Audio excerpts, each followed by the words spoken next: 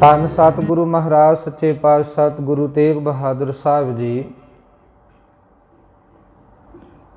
ਸਤਿਗੁਰੂ ਮਹਾਰਾਜ ਮਾਖੋਵਾਲ ਦੀ ਧਰਤੀ ਤੇ ਪਹੁੰਚੇ ਹੈ। ਮਹਾਰਾਜ ਦੇ ਮਨ ਵਿੱਚ ਆਇਆ ਕਿ ਇਸ ਧਰਤੀ ਤੇ ਆਨੰਦਪੁਰੀ ਵਸਾਈ ਜਾਵੇ। ਸਤਿਗੁਰਾਂ ਨੇ ਇੱਥੇ ਜ਼ਮੀਨ ਸਾਧ ਸੰਗਤ ਜੀ ਮੁੱਲ ਖਰੀਦੀ। ਜਿਹੜੇ ਜ਼ਮੀਨ ਦੇ ਮਾਲਕ ਸਨ ਉਹਨਾਂ ਨੂੰ ਉਸ ਜ਼ਮੀਨ ਦੀ ਮਾਇਆ ਜੋ ਬਣਦੀ ਸੀ ਉਹ ਤਾਰੀ ਕਾਗਜ਼ ਉਸ ਜ਼ਮੀਨ ਦੇ ਕਰਵਾ ਲਏ ਗਏ। ਪਾਤਸ਼ਾਹ ਜੀ ਨੇ ਫਿਰ ਆਪ ਖੁਦ ਟੱਕ ਲਾ ਕੇ ਇੱਥੇ ਕੰਮ ਆਰੰਭ ਕਰਵਾ ਦਿੱਤਾ। ਹੁਣ ਜਿਉਂ ਹੀ ਸਾਧ ਸੰਗਤ ਜੀ ਕਾਰਜ ਆਰੰਭ ਹੋਇਆ, ਧੰਨ ਗੁਰੂ ਤੇਗ ਬਹਾਦਰ ਮਹਾਰਾਜ ਸੱਚੇ ਪਾਤਸ਼ਾਹ ਆਪ ਖੁਦ ਰੋਜ਼ ਆਪਣੀ ਨਿਗਰਾਨੀ ਦੇ ਵਿੱਚ ਇਹ ਸਾਰਾ ਕਾਰਜ ਦੇਖਦੇ ਆ। ਆਣ ਕੇ ਗੁਰੂ ਸਾਹਿਬ ਸੱਚੇ ਪਾਤਸ਼ਾਹ ਰੋਜ਼ ਨਿਤ ਹੀ ਮਹਾਰਾਜ ਸੱਚੇ ਪਾਤਸ਼ਾਹ ਵੇਖਦੇ ਆ ਕਿ ਕਿਵੇਂ ਕਿਵੇਂ ਉਸਾਰੀ ਹੁੰਦੀ ਹੈ। ਕਿਉਂਕਿ ਨਗਰ ਵਸਾਉਣ ਦਾ ਇਹ ਨਹੀਂ ਸੀ ਬਸ ਨਾਂ ਲੈ ਦੇਣਾ, ਬਲਕਿ ਗੁਰੂ ਸਾਹਿਬ ਸੱਚੇ ਪਾਤਸ਼ਾਹ ਆਪ ਖੁਦ ਮਦਦ ਕਰਦੇ ਸਨ ਲੋਕਾਂ ਦੀ। ਕਿਉਂਕਿ ਨਗਰ ਵਸਣਾ ਤੇ ਲੋਕ ਵੀ ਚਾਹੀਦੇ ਆ, ਪਿੰਡ ਵਸਣਾ ਤੇ ਲੋਕ ਵੀ ਤੇ ਪਿੰਡ ਵਿੱਚ ਹੋਣੇ ਚਾਹੀਦੇ। ਇਸ ਕਰਕੇ ਮਹਾਰਾਜ ਸੱਚੇ ਪਾਤਸ਼ਾਹ ਜੀ ਨੇ ਬਾਜ਼ਾਰ ਵੀ ਬਣਵਾਇਆ। ਉਸ ਬਾਜ਼ਾਰ ਦੇ ਵਿੱਚ ਸਾਧ ਸੰਗਤ ਜੀ ਜੋ ਵਪਾਰ ਦਾ ਸਮਾਨ ਹੈ, ਜੋ ਘਰਾਂ ਦੇ ਵਿੱਚ ਵਰਤੋਂ ਵਾਸਤੇ ਸਮਾਨ ਹੈ, ਜੋ ਰੋਜ਼ ਲੋੜ ਪੈਂਦੀ ਹੈ ਜਿਨ੍ਹਾਂ ਚੀਜ਼ਾਂ ਦੀ, ਉਹਨਾਂ ਦੁਕਾਨਦਾਰਾਂ ਨੂੰ, ਉਹਨਾਂ ਵਪਾਰੀਆਂ ਨੂੰ ਵੀ ਲਿਆ ਕੇ ਮਹਾਰਾਜ ਨੇ ਉੱਥੇ ਵਸਾ ਦਿੱਤਾ। ਕਿਉਂ? ਤਾਂ ਜੋ ਇੱਥੇ ਆਨੰਦਪੁਰ ਦੇ ਨਗਰ ਦੇ ਵਿੱਚ ਰਹਿਣ ਵਾਲੇ ਜਿਹੜੇ ਲੋਕ ਨੇ ਉਹਨਾਂ ਨੂੰ ਦੂਰ ਕਿਤੇ ਨਾ ਜਾਣਾ ਪਵੇ ਵਸਤੂਆਂ ਲੈਣ ਵਾਸਤੇ। ਇਸ ਕਰਕੇ ਗੁਰੂ ਸਾਹਿਬ ਸੱਚੇ ਪਾਤਸ਼ਾਹ ਜੀ ਨੇ ਇੱਥੇ ਸਾਧ ਸੰਗਤ ਦੁਕਾਨਾਂ ਵੀ ਤਿਆਰ ਕਰਵਾ ਦਿੱਤੀਆਂ, ਬਾਜ਼ਾਰ ਜਿਹੜਾ ਸੋਹਣਾ ਬਣਵਾ ਦਿੱਤਾ ਹੈ। ਹੁਣ ਮਹਾਰਾਜ ਸੱਚੇ ਪਾਤਸ਼ਾਹ ਜੀ ਨੇ ਇੱਕ ਜਿਹੜੀ ਸੰਗਤ ਆਉਣੀ ਹੈ ਦੂਰੋਂ ਦੂਰੋਂ ਚੱਲ ਕੇ, ਉਹਨਾਂ ਦੇ ਲਈ ਧਰਮਸ਼ਾਲਾ ਬਣਵਾਈ ਹੈ, ਜਿੱਥੇ ਬੈਠ ਕੇ ਗੁਰੂ ਸਾਹਿਬ ਬਚਨ ਵਿਲਾਸ ਕਰਿਆ ਕਰਨ ਸੰਗਤਾਂ ਦੇ ਨਾਲ। ਜਿੱਥੇ ਰੋਜ਼ ਸੰਗਤ ਜਿਹੜੇ ਆਵੇ ਉਹਨਾਂ ਦੇ ਨਾਲ ਬਚਨ ਹੋਣ, ਸਤ ਸੰਗਤ ਹੋਇਆ ਕਰੇ। ਧਰਮਸ਼ਾਲਾ ਗੁਰੂ ਸਾਹਿਬ ਨੇ ਬਣਵਾਈ। ਅੱਜ ਆਪਾਂ ਗੁਰਦੁਆਰਾ ਸਾਹਿਬ ਕਹਿੰਦੇ ਆ, ਉਦੋਂ ਧਰਮਸ਼ਾਲਾ ਵੀ ਕਹਿ ਦਿੰਦੇ ਸਨ। ਇਸ ਕਰਕੇ ਗੁਰੂ ਸਾਹਿਬ ਸੱਚੇ ਪਾਤਸ਼ਾਹ ਦੀ ਕਿਰਪਾ ਕਰਨ ਧਰਮਸ਼ਾਲਾ ਦਾ ਅਰਥ ਇਹ ਹੈ ਕਿ ਜਿੱਥੇ ਧਰਮ ਦੇ ਸਾਧ ਸੰਗਤ ਜੀ ਬਾਰੇ ਗਿਆਨ ਦਿੱਤਾ ਜਾਵੇ, ਜਿੱਥੇ ਧਰਮ ਸਿਖਾਇਆ ਜਾਵੇ। ਭਾਈ ਗੁਰਦਾਸ ਜੀ ਕਹਿੰਦੇ, ਘਰ ਘਰ ਅੰਦਰ ਧਰਮਸਾਲ ਹੋਵੇ, ਕੀਰਤਨ ਸਦਾ ਵਿਸੋਵਾ। ਕਿ ਗੁਰੂ ਨਾਨਕ ਸਾਹਿਬ ਜਦੋਂ ਆਏ ਉਦੋਂ ਤੋਂ ਘਰ ਘਰ ਦੇ ਵਿੱਚ ਧਰਮਸ਼ਾਲਾ ਬਣ ਗਈ। ਘਰ ਘਰ ਦੇ ਵਿੱਚ ਕੀਰਤਨ ਦਾ ਵਾਸਾ ਹੋ ਗਿਆ। ਵਾਹਿਗੁਰੂ ਦੀ ਕੀਰਤੀ ਹੋਣ ਲੱਗ ਪਈ ਹਰ ਘਰ ਦੇ ਵਿੱਚ। ਹਰੇਕ ਘਰ ਹੀ ਜਿਹੜਾ ਆ ਉਹ ਧਰਮਸ਼ਾਲਾ ਬਣ ਗਿਆ। ਕਿਉਂਕਿ ਧਰਮਸ਼ਾਲਾ ਉਹਨੂੰ ਕਹਿੰਦੇ ਆ ਜਿੱਥੇ ਵਾਹਿਗੁਰੂ ਜੀ ਦੀ ਕੀਰਤੀ ਹੁੰਦੀ ਹੈ। ਤੇ ਜੇ ਘਰ ਦੇ ਵਿੱਚ ਵਾਹਿਗੁਰੂ ਜੀ ਦੀ ਕੀਰਤੀ ਹੋਣ ਲੱਗ ਪਏ, ਕੀਰਤਨ ਹੋਣ ਲੱਗ ਪਏ, ਤੇ ਉਹ ਵੀ ਧਰਮਸ਼ਾਲਾ ਦੇ ਸਮਾਨ ਹੁੰਦਾ ਹੈ। ਹੁਣ ਗੁਰੂ ਸਾਹਿਬ ਤੇ ਕਹਿੰਦੇ ਨੇ, ਪਹਿਲੇ ਤੇ ਇੱਥੇ ਆਣ ਕੇ ਸਤਿਗੁਰੂ ਤੋਂ ਸਿੱਖਿਆ ਲੈ, ਧਰਮ ਨੂੰ ਸਿੱਖ। ਉਸ ਧਰਮ ਨੂੰ ਤੂੰ ਆਪਣੇ ਆਪ ਲਈ ਢਾਲ, ਆਪਣੇ ਆਪ ਲਈ ਅਪਣਾ। ਉਹ ਤੋਂ ਬਾਅਦ ਫਿਰ ਆਪਣੇ ਘਰ ਨੂੰ ਹੀ ਇਹ ਧਰਮਸ਼ਾਲਾ ਬਣਾ ਲੈ, ਆਪਣੇ ਪਰਿਵਾਰ ਨੂੰ ਵੀ ਇਸ ਪਾਸੇ ਜੋੜ। ਇੱਦਾਂ ਇਹ ਦਾਇਰਾ ਜਿਹੜਾ ਆ ਇਹਨੂੰ ਵਧਾਉਣਾ ਕਰ। ਪਰ ਪਹਿਲਾਂ ਮਹਾਰਾਜ ਕਹਿੰਦੇ, ਪ੍ਰਥਮੈ ਮਨ ਪ੍ਰਬੁੱਧ ਆਪਣਾ, ਪਾਛੈ ਅਵਰ ਰਿਝਾਵੈ। ਸਭ ਤੋਂ ਪਹਿਲਾਂ ਤੇ ਗੁਰੂ ਸਾਹਿਬ ਕਹਿੰਦੇ ਤੂੰ ਆਪਣੇ ਆਪ ਤੋਂ ਸ਼ੁਰੂ ਕਰ, ਆਰੰਭ ਕਰ। ਧੰਨ ਗੁਰੂ ਤੇਗ ਬਹਾਦਰ ਮਹਾਰਾਜ ਸੱਚੇ ਪਾਤਸ਼ਾਹ ਜੀ ਨੇ ਕਹਿੰਦੇ ਸੋਹਣੀ ਲੱਕੜੀ ਖੁਸ਼ਬੂਦਾਰ ਜਿਹੜੀ ਆ ਮੰਗਵਾਈ। ਤੇ ਲੱਕੜ ਜਿਹੜੇ ਐਸੇ ਸਾਧ ਸੰਗਤ ਕਾਰੀਗਰਾਂ ਨੇ ਉਹਦੇ ਉੱਪਰ ਲੱਕੜ ਨੂੰ ਘੜ ਕੇ ਚਿੱਤਰ ਬਣਾਏ ਹੋਏ ਆ, ਬੜੇ ਸੋਹਣੇ ਸੋਹਣੇ ਚਿੱਤਰ। ਫੁੱਲ ਬੂਟੇ, ਕਮਲ ਦੇ ਫੁੱਲ, ਗੁਲਾਬ ਦੇ ਫੁੱਲ, ਇੱਦਾਂ ਦੇ ਕਈ ਪ੍ਰਕਾਰ ਦੇ ਉਸ ਲੱਕੜ ਦੇ ਉੱਪਰ ਹੀ ਫੁੱਲ ਬੂਟੇ ਘੜ ਦਿੱਤੇ। ਸੋ ਇਹ ਲੱਕੜਾਂ ਜਿਹੜੀਆਂ ਨੇ ਸਾਧ ਸੰਗਤ ਵਰਤੋਂ ਵਿੱਚ ਲਿਆਂਦੀਆਂ ਜਾ ਰਹੀਆਂ। ਧਰਮਸ਼ਾਲਾ ਬਣਾਈ ਜਾਂਦੀ। ਫਿਰ ਮਹਾਰਾਜ ਨੇ ਦੂਰੋਂ ਆਉਣ ਵਾਲੀ ਸੰਗਤ ਜਿਹੜੀ ਸੀ, ਬਹੁਤ ਹੀ ਦੂਰੋਂ ਜਿਨ੍ਹਾਂ ਨੇ ਆਉਣਾ ਹੁੰਦਾ ਸੀ, ਉਹਨਾਂ ਲਈ ਸਤਿਗੁਰੂ ਮਹਾਰਾਜ ਨੇ ਕਮਰੇ ਵੀ ਬਣਵਾਏ, ਘਰ ਵੀ ਬਣਵਾਏ, ਤਾਂ ਜੋ ਉਹ ਉੱਥੇ ਟਿਕ ਵੀ ਸਕਣ। ਕਿਉਂਕਿ ਜਦੋਂ ਆਪਾਂ ਵੀ ਦੂਰ ਜਾਂਦੇ, ਮੰਨ ਲਓ ਹਜ਼ੂਰ ਸਾਹਿਬ ਵੀ ਜਾਂਦੇ ਹਾਂ, ਉੱਥੇ ਵੀ ਇੱਦਾਂ ਰਹਿਣ ਵਾਸਤੇ ਵੀ ਵਸੇਬਾ ਵੀ ਕੀਤਾ ਗਿਆ। ਜਿੱਥੇ ਆਪਾਂ ਜਾਣਾ ਆ ਦਰਬਾਰ ਵਿੱਚ ਨਮਸਕਾਰ ਕਰਨੀ, ਸੇਵਾ ਸਿਮਰਨ ਕਰਨਾ ਆ, ਉੱਥੇ ਰਾਤ ਬਿਤਾਉਣ ਲਈ ਉੱਥੇ ਕਮਰੇ ਵੀ ਬਣਵਾਏ ਗਏ, ਸੰਗਤ ਨੂੰ ਸਹੂਲਤ ਵੀ ਦਿੱਤੀ ਗਈ ਆ। ਕਿਉਂ? ਦੂਰੋਂ ਚੱਲ ਕੇ ਸੰਗਤ ਨੇ ਆਉਣਾ ਆ, ਅਤੇ ਕਈ ਵਾਰੀ ਸੰਗਤ ਥੱਕ ਜਾਂਦੀ ਹੈ, ਜਾਂ ਸੰਗਤ ਕੋਲ ਸਮਾਨ ਹੁੰਦਾ ਆ, ਉਹ ਸਮਾਨ ਆਪਣੇ ਆਪਣੇ ਕਮਰੇ ਵਿੱਚ ਸੰਭਾਲ ਸਕਣ।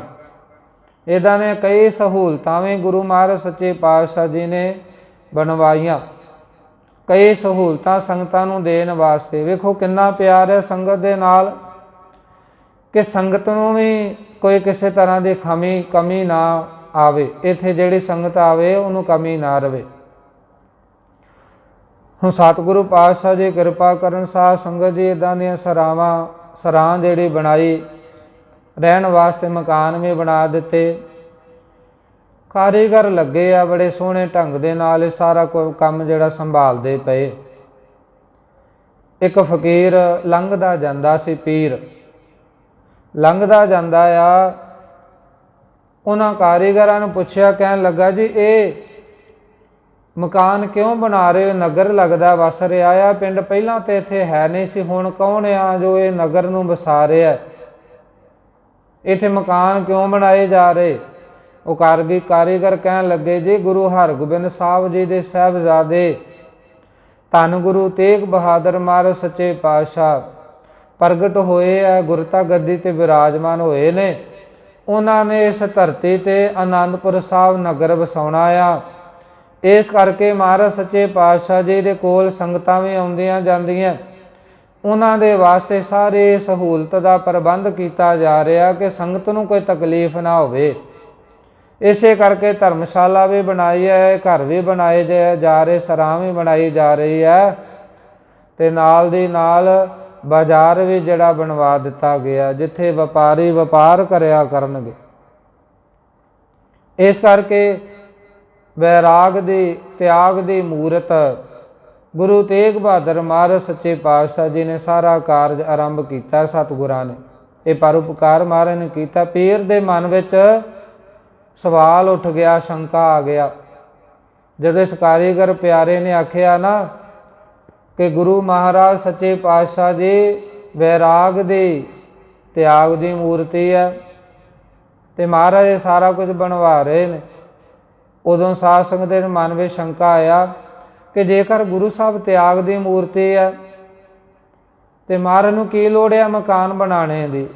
ਵੈਰਾਗ ਦੀ ਮੂਰਤੀ ਨੇ, ਤੇ ਉਹਨਾਂ ਨੂੰ ਇਹ ਬਾਜ਼ਾਰ, ਮਕਾਨ, ਇਹ ਧਰਮਸ਼ਾਲਾਵਾਂ, ਇਹਨਾਂ ਨਾਲ ਕੀ ਮਤਲਬ ਆ?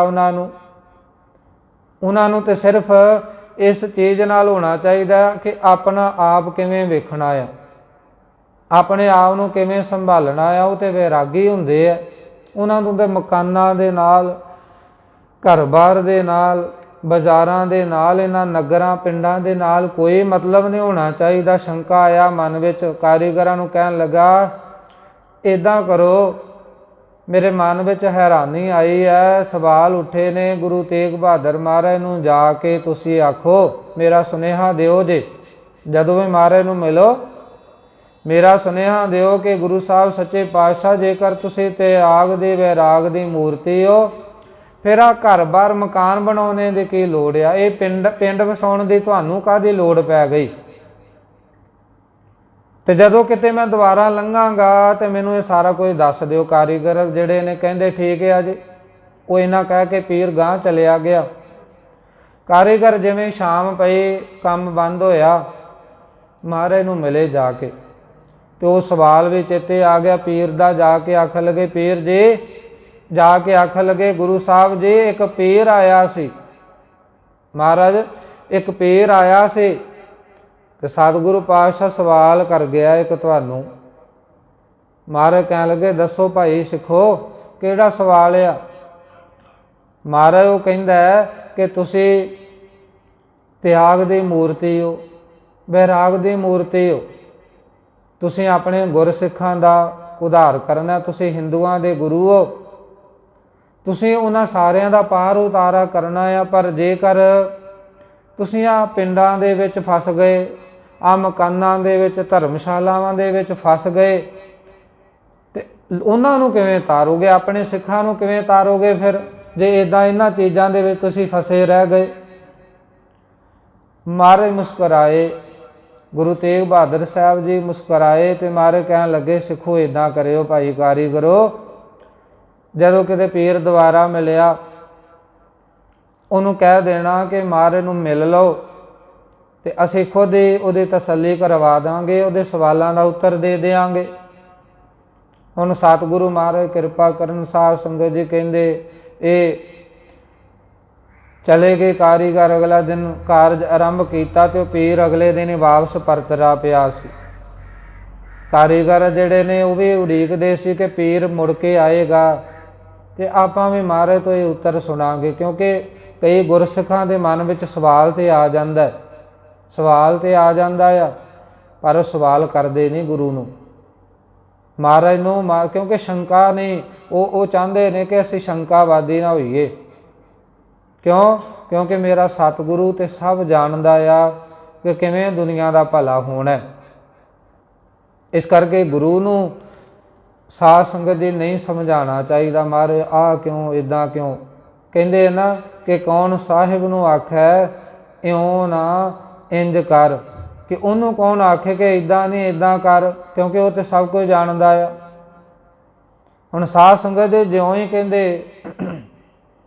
ये पीर आया, कारीगरां ने वेख लिया, ਉਹਦੇ भी मन में सवाल से वो आया, आन के कह लगा भाई तुहानूं आख्या सी पुछिओ सुनेहा दिओ।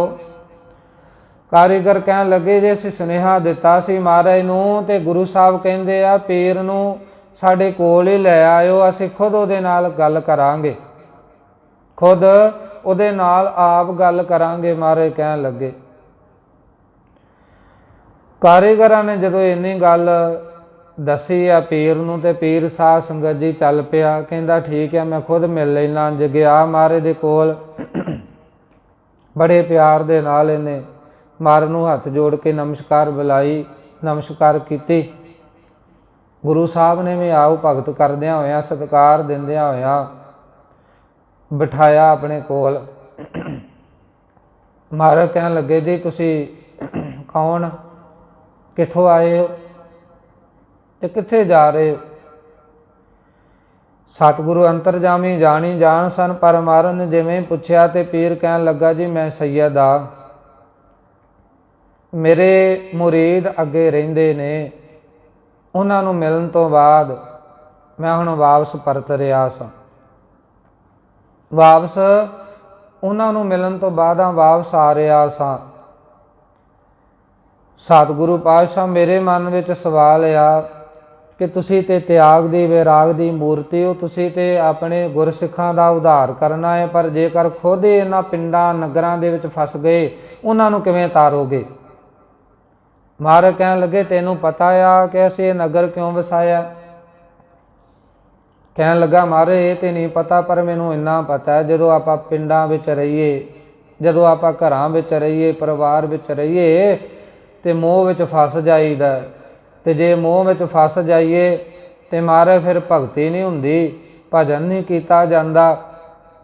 महाराज इन्हां पासियां वल्लों रब वल्लों ध्यान टुट जांदा आ बंदे दा जे मोह विच फस जाइए। गुरु साहब कहन लगे भलिया ये जेकर मकान ने, ये जेकर घर परिवार आ, ये जेकर नगर आ, ये साडे वसाउण दी वजह सुण। महाराज कहन लगे जदों किते कोई भजन बंदगी वाला आउंदा आ साडे घर दे विच ते महाराज कहन लगे उहनूं आपां प्रसादा पानी पुछांगे घर आयां नूं। ते ये प्रसादा पानी पुछण दा महात्म, इहदा फल बहुत वड्डा मिलदा आ, कोई छोटा नहीं। भाई संतोख सिंह ने ते अगे विचार भी लिखी कि गुरु साहब ने उन्होंने सुपने दे विच ही वो विखाया कि किन्ना कु वड्डा ये फल मिलदा है। ਕਿੰਨਾ ਕੁ ਵੱਡਾ ਇਹ ਫਲ ਮਿਲਦਾ ਆ।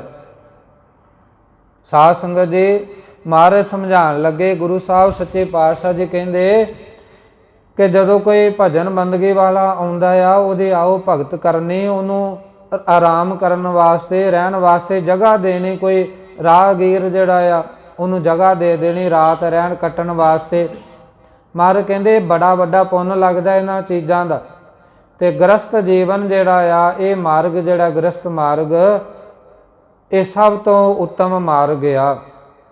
ਜੇਕਰ ਪਰਮਾਤਮਾ ਪ੍ਰਭੂ ਦੇ ਰਾਹ ਤੇ ਚੱਲਣਾ ਆ ਤੇ ਸਭ ਤੋਂ ਉੱਤਮ ਮਾਰਗ ਆ ਗ੍ਰਸਤ ਮਾਰਗ। ਇਹਦੇ ਰਾਹੀਂ ਚੱਲਿਆ ਜਾ ਸਕਦਾ। ਗੁਰੂ ਸਾਹਿਬ ਸੱਚੇ ਪਾਤਸ਼ਾਹ ਜੀ ਨੇ ਇਹਦੇ ਮਨ ਦੇ ਸਾਰੇ ਭਰਮ ਭੁਲੇਖੇ ਕੱਢ ਦਿੱਤੇ। ਹੁਣ ਭਗਤ ਧੰਨੇ ਜੀ ਦੀ ਆਪਾਂ ਬਾਣੀ ਪੜ੍ਹਦੇ ਹਾਂ ਤੇ ਉਹ ਵੀ ਕਹਿੰਦੇ ਨੇ, ਗੋਪਾਲ ਤੇਰਾ ਆਰਤਾ, ਜੋ ਜਨ ਤੁਮਰੀ ਭਗਤ ਕਰਨ ਤੇ ਤਿਨ ਕੇ ਕਾਜ ਸਵਾਰਤਾ। ਦਾਲ ਸਿੱਧਾ ਮੰਗੋ ਘੀਓ, ਅਮਰਾ ਖੁਸ਼ੀ ਕਰਨ ਤਜੀਓ, ਪਨੀਆਂ ਸਾਧਨ ਨੀਕਾ, ਨਾਜ ਮੰਗੋ ਸਤ ਸੀਕਾ। ਗਊ ਭੈਂਸ ਮੰਗੋ ਲਵੇਰੀ, ਇੱਕ ਤਾਜਨ ਤੁਰੀ ਚੰਗੇਰੀ, ਘਰ ਕੀ ਗੀਹਨ ਚੰਗੀ ਜਨ ਧੰਨਾ ਲੇਵੈ ਮੰਗੀ। ਉੱਥੇ ਭਗਤ ਧੰਨਾ ਜੀ ਨੇ ਬੜੀਆਂ ਵਸਤੂਆਂ ਪ੍ਰਮਾਤਮਾ ਤੋਂ ਮੰਗੀਆਂ ਨੇ। ਕਹਿੰਦੇ ਸੋਹਣੀ ਜੁੱਤੀ ਜਿਹੜੀ ਹੈ ਉਹ ਦੇਵੀਂ ਆਪਣੇ ਭਗਤਾਂ ਪਿਆਰੇ ਨੂੰ ਪੈਰਾਂ ਵਿੱਚ ਪਾਉਣ ਲਈ। ਆਪਣੇ ਪਿਆਰੇ ਨੂੰ ਇੱਦਾਂ ਦਾ ਛਕਣ ਵਾਸਤੇ ਅਨਾਜ ਦੇਵੀਂ ਜਿਹੜੇ ਵਿੱਚ 7 ਵਾਰੀ ਜਿਸ ਪੈਲੀ ਨੂੰ ਵਾਹਿਆ ਹੋਵੇ ਫੇਰ ਉਗਿਆ ਹੋਵੇ। ਅਨਾਜ ਮੰਗੋ 7 ਸੀਕਾ। ਫਿਰ ਗਊ ਭੈਂਸ ਮੰਗੋ ਲਵੇਰੀ, ਲਵੇਰੀ ਵੀ ਹੋਣੀ ਚਾਹੀਦੀ ਆ, ਦੁੱਧ ਹੋਵੇ ਘਰ ਦੇ ਵਿੱਚ ਉਹਦੇ।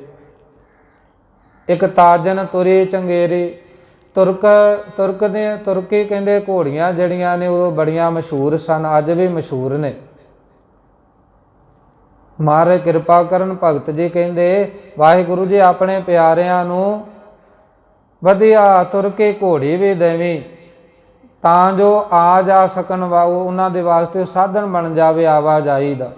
ਤਾਜਨ ਤੁਰੀ ਚੰਗੇਰੀ, ਘਰ ਕੀ ਗੀਹਨ ਚੰਗੀ, ਜਿਹੜੀ ਘਰ ਵਾਲੀ ਇਸਤਰੀ ਹੈ ਉਹ ਵੀ ਚੰਗੀ ਦੇਵੀਂ, ਸੁਚੱਜੀ ਹੋਵੇ, ਜਿਹਨੂੰ ਚੱਜ ਆਉਂਦਾ ਹੋਵੇ। ਇੱਕ ਤਾਜਨ ਤੁਰੀ ਚੰਗੇ, ਘਰ ਕੀ ਗੀਹਨ ਚੰਗੀ, ਜਨ ਧੰਨਾ ਲੇਵੈ ਮੰਗੀ। ਵਾਹਿਗੁਰੂ ਜੀ, ਮੈਂ ਇਹ ਸਾਰੀਆਂ ਚੀਜ਼ਾਂ ਤੇਥੋਂ ਮੰਗਦਾ, ਪਰ ਇਹਦੇ ਵਿੱਚ ਮੇਰਾ ਲਾਲਚ ਕੋਈ ਨਹੀਂ। ਜੇ ਤੂੰ ਆਖੇ ਕਿ ਮੈਂ ਲਾਲਚ ਬਸ ਆਣ ਕੇ ਸਾਰਾ ਕੁਝ ਮੰਗ ਰਿਹਾ, ਵਾਹਿਗੁਰੂ ਜੀ ਇਹ ਸਭ ਕੁਝ ਤਾਂ ਚਾਹੀਦਾ ਕਿ ਤੇਰੇ ਭਗਤ ਨੂੰ ਤੇਰੀ ਭਗਤੀ ਕਰਦੇ ਸਮੇਂ ਭੁੱਖ ਨਾ ਸਤਾਵੇ, ਦੁੱਖ ਨਾ ਆਵੇ ਤੇਰੇ ਭਗਤ ਨੂੰ ਭਗਤੀ ਕਰਦੇ ਸਮੇਂ। ਫਿਰ ਜੇਕਰ ਤੇਰੇ ਭਗਤ ਦੇ ਘਰ ਦੇ ਵਿੱਚ ਕੋਈ ਆ ਜਾਵੇ ਤੇ ਉਹਦੇ ਆਓ ਭਗਤ ਨੂੰ ਚਾਹ ਪਾਣੀ ਪੁੱਛਣ ਵਾਸਤੇ ਘਰ ਵਾਲੀ ਵੀ ਚੰਗੀ ਹੋਵੇ, ਜਿਹਨੂੰ ਚੱਜ ਹੋਵੇ। ਇਹ ਨਾ ਹੋਵੇ ਕਿ ਕੋਈ ਸਾਧੂ ਫਕੀਰ ਆਵੇ ਮੰਗਣ ਵਾਸਤੇ ਤੇ ਉਹਨੂੰ ਗਾਲਾਂ ਕੱਢੇ, ਉਹਨੂੰ ਮੰਦਾ ਚੰਗਾ ਬੋਲੇ, ਬਲਕਿ ਘਰ ਕੀ ਗੀਹਨ ਚੰਗੀ, ਉਹ ਚੰਗੀ ਹੋਵੇ, ਉਹਦਾ ਸੁਭਾਅ ਚੰਗਾ ਹੋਵੇ, ਤਾਂ ਜੋ ਆਉਣ ਜਾਣ ਵਾਲੇ ਦੀ ਵੀ ਸੇਵਾ ਕਰੇ, ਉਹਨੂੰ ਵੀ ਚਾਹ ਪਾਣੀ ਪੁੱਛੇ। ਮਹਾਰਾਜ ਕਿਰਪਾ ਕਰਨ, ਗੁਰੂ ਤੇਗ ਬਹਾਦਰ ਸਾਹਿਬ ਸੱਚੇ ਪਾਤਸ਼ਾਹ ਜੀ ਪੀਰ ਨੂੰ ਸਮਝਾਉਂਦੇ ਆ ਕਿ ਆਹ ਵਜ੍ਹਾ ਆ ਗ੍ਰਸਤ ਜੀਵਨ ਧਾਰਨ ਕਰਨ ਦੀ, ਕਿ ਆਉਣ ਜਾਣ ਵਾਲੇ ਦੀ ਵੀ ਸੇਵਾ ਹੋ ਸਕੇ, ਆਉਣ ਜਾਣ ਵਾਲੇ ਦੀ ਸੇਵਾ ਹੋ ਸਕੇ। ਮਹਾਰਾਜ ਸੱਚੇ ਪਾਤਸ਼ਾਹ ਜੀ ਕਹਿਣ ਲੱਗੇ ਇਹਦਾ ਫਲ ਬੜਾ ਵੱਡਾ ਫਲ ਮਿਲਦਾ ਹੈ। ਪੀਰ ਨੂੰ ਇਹ ਗੱਲਾਂ ਸਮਝਾਈਆਂ ਤੇ ਮਹਾਰਾਜ ਦੇ ਚਰਨਾਂ ਤੇ ਇਹਨੇ ਮੱਥਾ ਟੇਕਿਆ। ਪਾਤਸ਼ਾਹ ਜੀ, ਮੈਂ ਸਮਝਦਾ ਸਾਂ ਕਿ ਇਹ ਘਰ-ਬਾਰ, ਇਹ ਨਗਰ, ਇਹ ਪਿੰਡ ਜਿਹੜੇ ਨੇ ਇਹਨਾਂ ਵਿੱਚ ਫਸ ਕੇ ਤੇ ਨਾਮ ਨਹੀਂ ਜਪਿਆ ਜਾ ਸਕਦਾ, ਪਰ ਮਹਾਰਾਜ ਤੁਸੀਂ ਤੇ ਰਾਹ ਹੀ ਬੜਾ ਵਧੀਆ ਦਿਖਾ ਦਿੱਤਾ। ਇੱਦਾਂ ਗੁਰੂ ਸਾਹਿਬ ਨੇ ਇਹਦਾ ਭਲਾ ਕੀਤਾ ਪੀਰ ਦਾ। ਮਹਾਰਾਜ ਤੋਂ ਆਗਿਆ ਲੈ ਕੇ ਫਿਰ ਇਹ ਗਿਆ ਆ।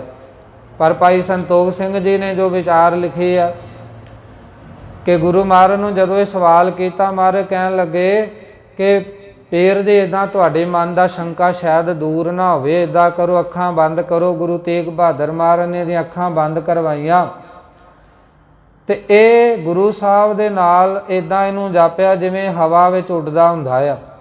ਹਵਾ ਵਿੱਚ ਉੱਡਦਾ ਉੱਡਦਾ ਸੋਹਣੀ ਬੜੀ ਰਮਣੀਕ ਜਗ੍ਹਾ, ਜਿਵੇਂ ਸਵਰਗ ਲੋਕ ਹੁੰਦਾ, ਇੱਦਾਂ ਦੇ ਸਥਾਨ 'ਤੇ ਚਲੇ ਗਏ। ਇੱਕ ਬੜਾ ਸੋਹਣਾ ਘਰ ਬਣਿਆ ਹੋਇਆ ਸੀ, ਉਸ ਘਰ ਦੇ ਅੰਦਰ ਪ੍ਰਵੇਸ਼ ਕਰ ਗਏ। ਕੀ ਵੇਂਦੇ ਇੱਕ ਮਹਾਤਮਾ ਜਿਹੜਾ ਆ, ਮਹਾਂਪੁਰਖ ਜਿਹੜਾ ਕਹਿ ਲਓ, ਜਾਂ ਇੱਦਾਂ ਕਹਿ ਲਓ ਇੱਕ ਮਨੁੱਖ ਆਰਾਮ ਕਰਦਾ ਪਲੰਘ ਦੇ ਉੱਪਰ, ਤੇ ਇੱਕ ਬੜੇ ਸੁੰਦਰ ਇਸਤਰੀ ਜਿਹੜੇ ਉਹਨੂੰ ਪੱਖਾ, ਰੇਸ਼ਮੀ ਜਿਹੜਾ ਪੱਖਾ ਚਲਾਉਂਦੀ ਆ ਉਹਦੇ ਸਰਾਣੇ ਵੱਲ ਵੇਖ ਕੇ ਗੁਰੂ ਮਹਾਰਾਜ ਸੱਚੇ ਪਾਤਸ਼ਾਹ ਜੀ ਨੇ ਉਹਨੂੰ ਪੁੱਛਿਆ, ਭਾਈ ਤੂੰ ਕੌਣ ਆ, ਇੱਥੇ ਕਿੱਦਾਂ? ਤੇ ਕਹਿੰਦੇ ਫਿਰ ਉਹਨੇ ਸੁਣਾਇਆ, ਜੀ ਮੈਂ ਪਿਛਲੇ ਜਨਮ ਦੇ ਵਿੱਚ ਇੱਕ ਸ਼ੇਰ ਸੀ, ਸ਼ੇਰ ਸੀ ਮੈਂ, ਇੱਕ ਕੁਟੀਆ, ਇੱਕ ਝੌਂਪੜੀ ਜੇ ਸੀ, ਉਹਦੇ ਵਿੱਚ ਰਹਿੰਦਾ ਸਾਂ ਮੈਂ। ਤੇ ਰਾਤ ਨੂੰ ਕਹਿੰਦਾ ਮੈਂ ਬਾਹਰ ਨਿਕਲਿਆ ਸ਼ਿਕਾਰ ਕਰਨ ਵਾਸਤੇ, ਤੇ ਮੇਰੇ ਕੁਟੀਆ ਦੇ ਵਿੱਚ ਦੋ ਬੰਦੇ ਆ ਗਏ, ਰਾਹਗੀਰ, ਥੱਕੇ ਟੁੱਟੇ ਵਿਚਾਰੇ, ਆਰਾਮ ਕਰਨ ਲੱਗ ਪਏ। ਉਹਨਾਂ ਨੂੰ ਪਤਾ ਤੇ ਲੱਗ ਗਿਆ ਕਿ ਸ਼ੇਰ ਦੀ ਕੁਟੀਆ ਆ, ਪਰ ਉਹ ਬਾਹਰ ਨਾ ਨਿਕਲ ਪਾਏ, ਬੜੇ ਥੱਕੇ ਟੁੱਟੇ ਸਨ।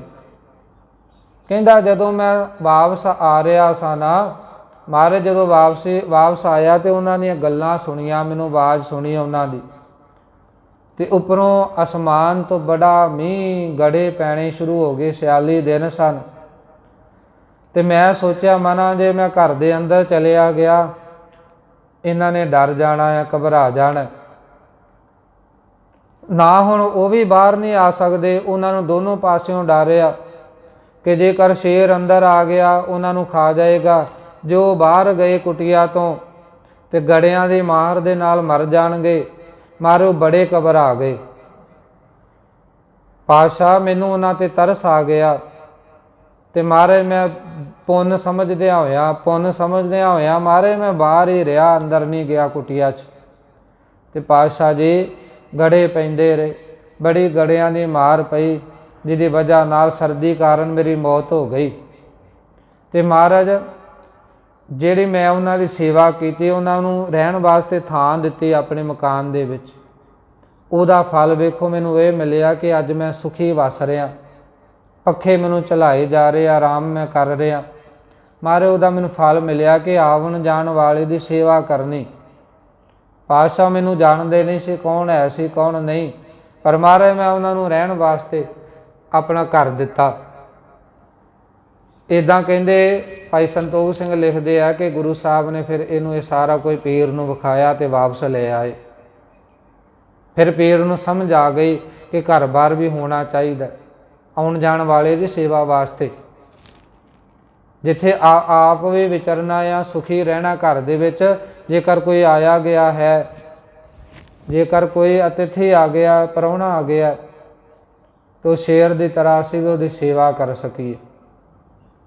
ਸੋ ਮਹਾਰਾਜ ਕਿਰਪਾ ਕਰਨ, ਇਹਦੇ ਮਨ ਵਿੱਚੋਂ ਭਰਮ ਨਿਕਲ ਗਿਆ ਕਿ ਕਿਤੇ ਪਾਤਸ਼ਾਹ ਜੀ ਵੀ ਕਹਿੰਦੇ ਸਨ, ਸੋਚਦੇ ਸਨ ਕਿ ਕਿਤੇ ਇਹਦੇ ਮਨ ਵਿੱਚ ਇਹ ਭਰਮ ਨਾ ਰਹਿ ਜਾਵੇ ਕਿ ਪਿੰਡ ਵਸਾ ਰਹੇ ਨੇ, ਘਰ ਵਸਾ ਰਹੇ ਨੇ, ਖਰੇ ਮੋਹ ਦੇ ਵਿੱਚ ਹੀ ਫਸੇ ਆ, ਮਾਇਆ ਦੇ ਵਿੱਚ ਫਸੇ ਹੋਏ ਆ। ਪਰ ਮਹਾਰਾਜ ਕਿਰਪਾ ਕਰਨ, ਗੁਰੂ ਤੇਗ ਬਹਾਦਰ ਸਾਹਿਬ ਸੱਚੇ ਪਾਤਸ਼ਾਹ ਸੱਚਮੁੱਚ ਵੈਰਾਗ ਦੀ, ਤਿਆਗ ਦੀ ਮੂਰਤੀ ਨੇ। ਸੋ ਸਤਿਗੁਰਾਂ ਨੇ ਸਮਾਂ ਬਖਸ਼ਿਸ਼ ਕੀਤਾ, ਤੇ ਕੱਲ੍ਹ ਨੂੰ ਆਪਾਂ ਅਗਲੀ ਵਿਚਾਰ ਪ੍ਰਸੰਗ ਦੇ ਨਾਲ ਸਾਂਝ ਪਾਵਾਂਗੇ। ਗੁਰੂ ਜੀ ਕਿਰਪਾ ਕਰਨ, ਭੁੱਲਾ ਚੁੱਕਾ ਦਿਖੇਮਾ। ਵਾਹਿਗੁਰੂ ਜੀ ਕਾ ਖਾਲਸਾ, ਵਾਹਿਗੁਰੂ ਜੀ।